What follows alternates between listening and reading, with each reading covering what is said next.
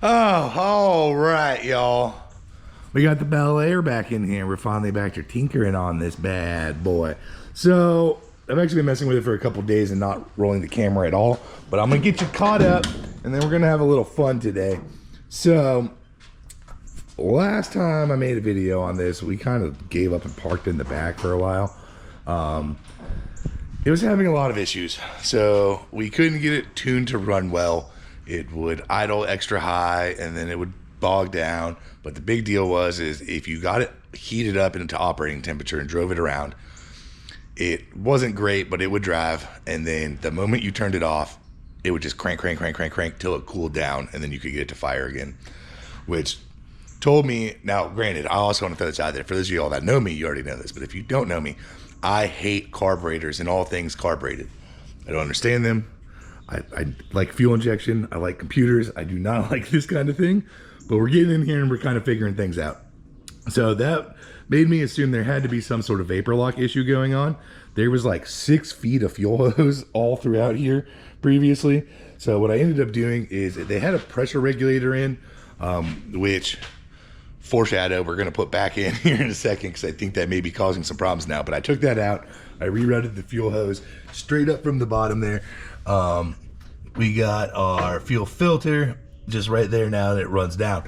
Now what I found, and you'll like my little temporary fix here, this header over here was cracked right there, and the flange below it where it meets the exhaust is leaking like a sieve, and it was just dumping exhaust right onto the fuel lines here. So this is where the vapor lock was actually happening. So you see I took an aluminum license plate from old Michigan and we just bent it up and shoved it in there as a heat shield as a temporary test product. So that got us past the vapor lock, which actually smoothed out a lot of the idle. Now this is where not understanding carbureted engines came into play.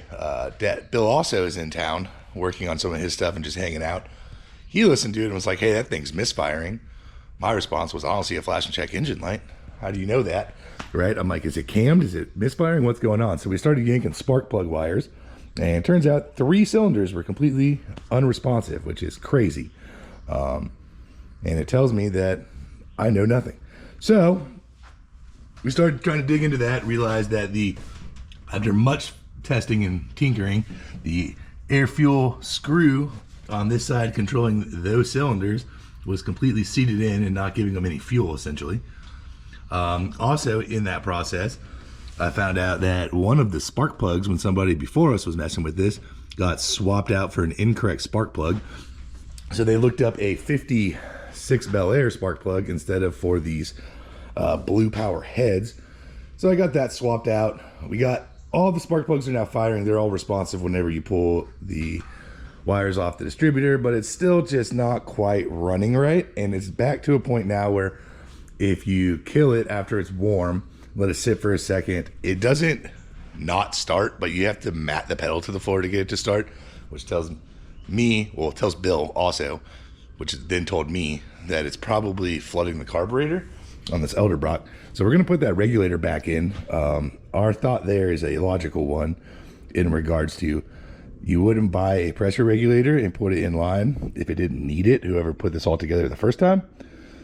So we're going to put it back in there, set it to 3, and see how it does from there. But what we're going to ultimately do in this video today, which is going to be the fun part, is because I know so little about carburetors and tuning carburetors or anything about them really, we're going to use Google Gemini, and we're going to see if AI can talk us through tuning this thing to where it runs decently. So let me put this regulator in, and I'm just going to throw it in line right up here and just hang it off the front. And again, once we get this fixed up, then we'll clean everything up and permanently mount it. I still need to take it back up in the air. We got to redo the spark plug wires and try and get them up underneath the headers. There's a lot of things that still need to happen here, but I don't want to do any of it till we hear this thing actually run correctly, and it is far from that at this point in time. So let me get that regulator in, and then we're going to start using Gemini, and we're going to see if Gemini can help me tune a carburetor, having never done one before in my life. We got the fuel filter in front of the pressure regulator now running in. I have it set to 3, which I'm assuming is 3 PSI. And yeah, look at the spark plugs just laying on the headers. Dude, this is so stupid. But yeah, here we go. Let's fire it up and let's see what it seems like now, and then we'll run it for a bit and then try and restart it and see if that helps with the flooding problem.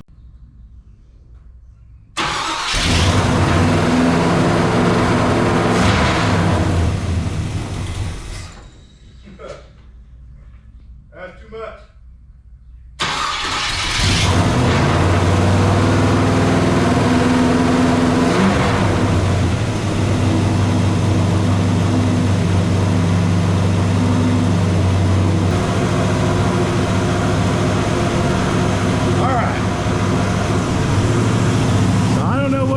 Last night, but now all of a sudden he's got it idling at 1,500 RPMs.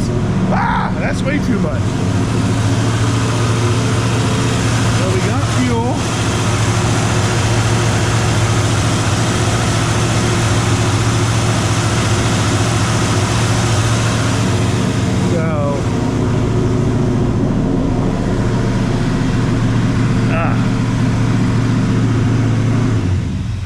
We're going to turn it off now.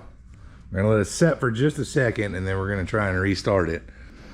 All right, let's see if it fires up with the key now. Just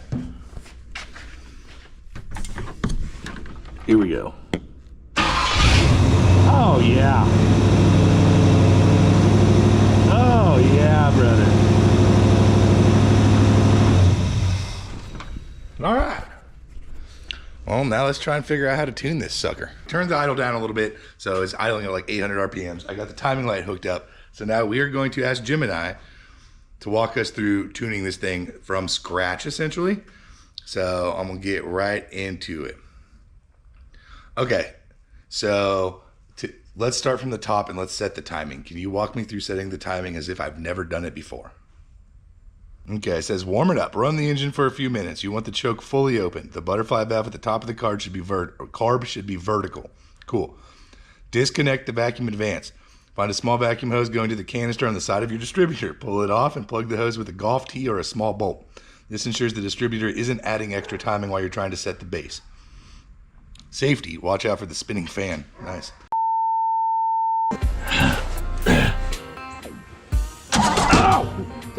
That was a dumb idea. Okay, we're going to connect the timing light. We've already done that. Find the mark. So we're going to look down at the bottom. Should have numbers 0, 4, 8, and 12. 0 is top dead center. The numbers above 0, usually moving upwards, represent before top dead center. Start the engine, aim the timing light at the flashlight at the timing. Every time cylinder 1 fires, the light will strobe. You'll see a line or a groove on the balancer. Da, da, da, da. If it's at 0, your timing is very retarded. If it's way above the numbers, it's very advanced. Adjust the timing. Loosen the distributor with the distributor wrench. While the engine is idling, slowly rotate the distributor. For the heads that we're using and a small cam, in quotes, which is what we were told, but we don't know for sure, you want the line to sit steadily at 10 to 12 degrees. Once we get it there, we'll lock it down. Awesome. So let's get that done, and then we'll tell them that it's finished. All right, so we got a screwdriver into our vacuum advance. Our timing light is hooked up and it is tested and known to work. So let's look down there. That's the 8 mark. So I want to take it pretty high up on there. So we're going to be, all right, sweet. Let me fire it up and then let's take a look at what we got. Let me make sure this is, well, the timing light did work. Make sure that's not in any rotating assemblies. All right. Fire it up. See what we got.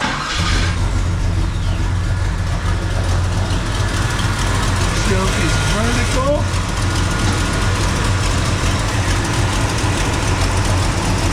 We need to go a little bit more. I don't like poop.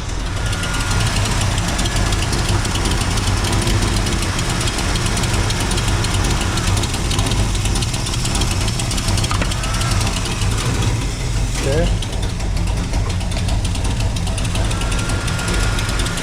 So we loosen that a smidge. Now let's rotate it. Okay. Let's see which way that moved it. Oh yeah, that's like Almost right where we want it.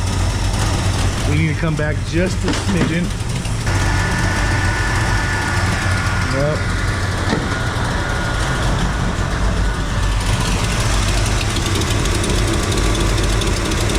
Oh, that's too much. Right there.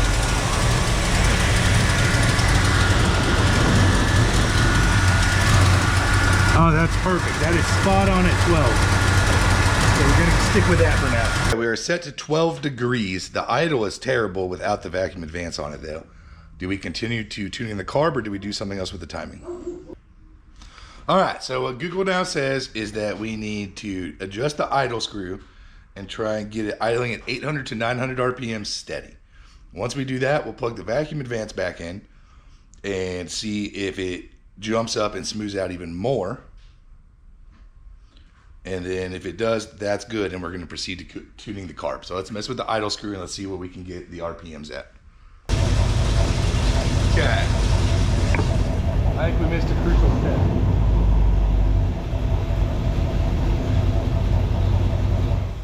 I do believe we missed a crucial step here that it told me to do previously and it assumed I had already done. So we're going to do that now and then kind of start back at that. And that is, it wanted the idle mixture screws carefully screwed in gently until they seat, and then 2 full revolutions out a piece. And then we're going to start adjusting them like 1/8 of a turn inwards until we get everything right. All right, so we adjusted the idle air screws the way I wanted, and I told it that information. I didn't have the camera rolling when I did. But now what it said is we're going to fire back up. We're going to try and use the idle screw to get it to about 850 RPMs without the vacuum advance plugged in. Once we get it to baseline steady at that, right, we're going to plug the vacuum advance back in, and then we're going to start adjusting the idle air screws and then set the idle, and we should be done. So let's fire it up and see what it sounds like now, where it should be getting much more fuel than it was previously.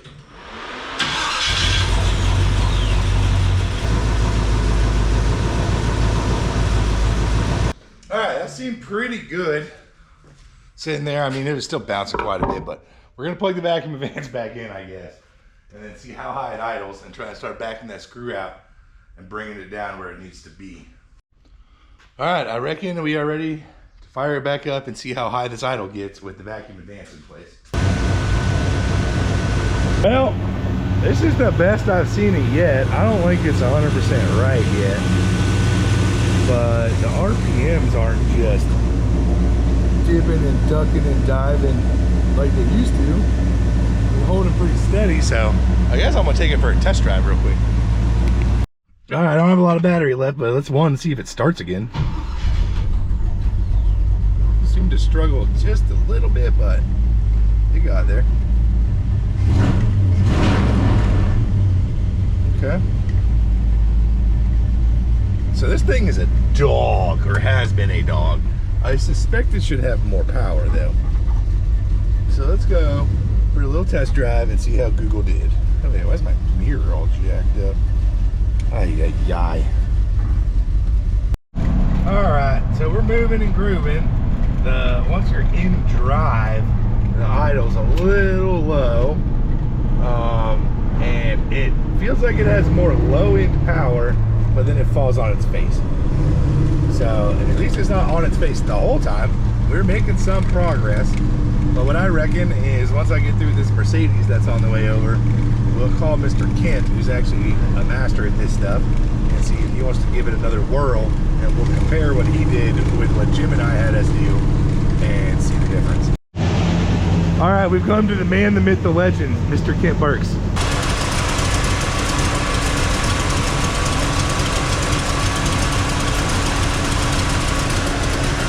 It's got 10. Okay.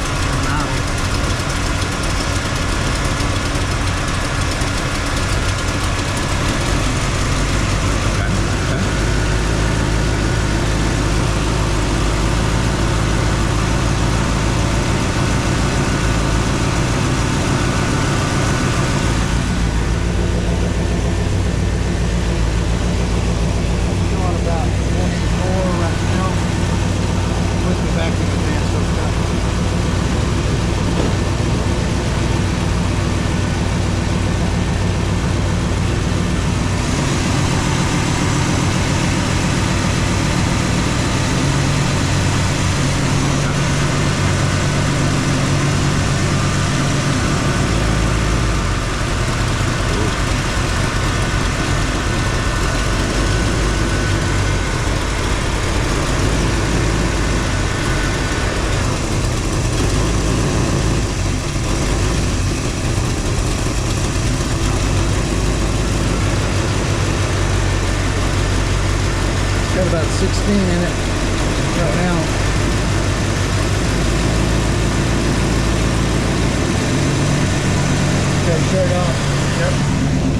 I'm so proud of the fact that it just restarts. For me, that's a huge win. Oh, jinxed it.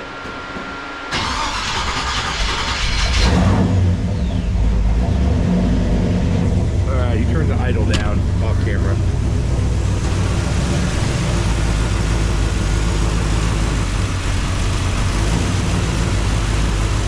Down like that. It'll try to keep running if you got a little bit too much timing in it. Okay. Turn it off now. Okay.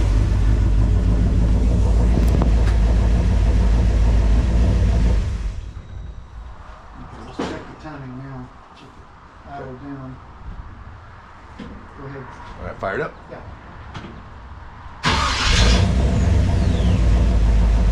Heck yeah.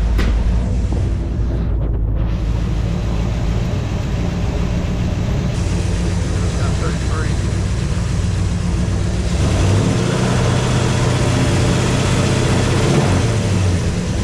Got on the idle cam. What happened there? It got on the fast idle cam.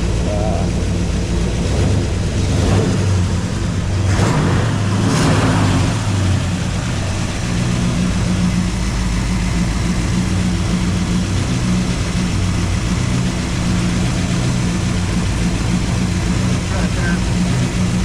That's good. You think the screws are in a good spot?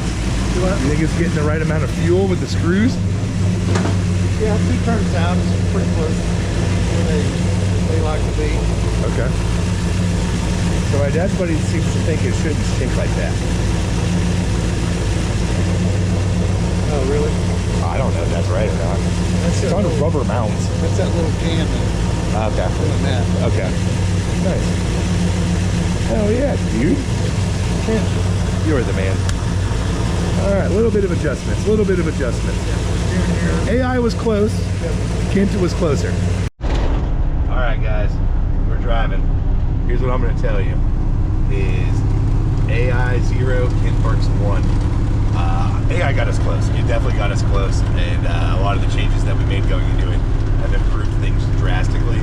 But this thing is a whole different car to drive now. It's not fast, and it doesn't have a lot of power, but it doesn't fall on its face anymore. Like it'll go a little bit. It has throttle response. It has some low end power. So we have roughed this thing in, and now it's time to actually clean it up and run some appropriately ran spark plug wires, fix the exhaust leaks, and start making it like actually road worthy. But yeah, we're making some improvements, man, and he did wonders. There's a lot of timing in it, but it seems like it really needed it. Come on.